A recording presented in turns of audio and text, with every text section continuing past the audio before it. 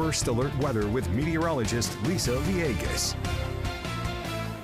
Good evening. We are getting ready for changes. We're talking about small rain chances and some cooler temperatures because obviously we're going to continue with this heat right through Saturday. We've been talking about this all week long, but I want to know when the relief is going to happen. So jumping there, Sunday, this is where we're going to get ready for that small rain chance. Like I said, the coverage, not that great. Even the accumulation, less than 1/10 of an inch possible. And the reason for some of this rain to roll through, it's because of a cold front. So luckily we are going to see some cooler weather and some rain chances. Looks a little bit better the further west you move. But let's compare some of the models and what we can expect into Sunday. I'm hoping this changes, but right now the coverage, like I said, looking small. And when it comes to the intensity that you could see in the darker shades of green, this is where we could see up to about 1/10 of an inch of accumulation, but most of us not even making the cut. So let's talk about the heat, that it continues until it drops, right? Temperatures low 60s by tomorrow morning. Overall, a warm start to get us going. Low 90s expected by the afternoon, so definitely above normal. Normal high temperature this time of year, 73 degrees.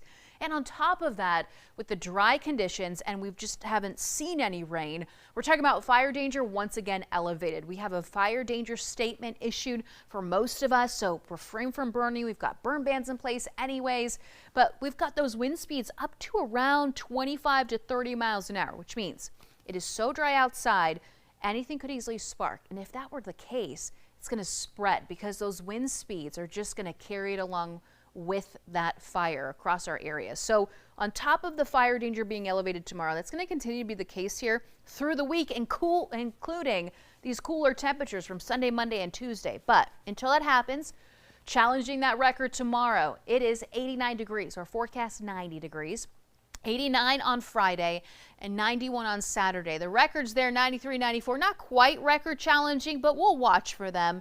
And then once that cold front comes through, at least we get some relief, right? With those temperatures returning back to normal. But what we really want is the rain. This is the latest drought monitor. This gets updated tomorrow. Would not be surprised if we see this worsening with that extreme drought continuing to spread. Now for the year, we're sitting at a little over 5.5 inches. This is where we should be for the year on average, over 12 inches of accumulation. So we're well below normal.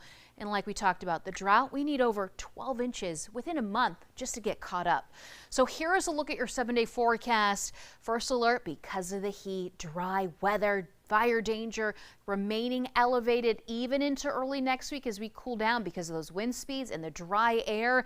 We remain pretty quiet. We'll watch for the rain chances on Sunday, but overall, looking forward to some cooler weather, including overnight lows in the 40s. And that is a look at what we can expect.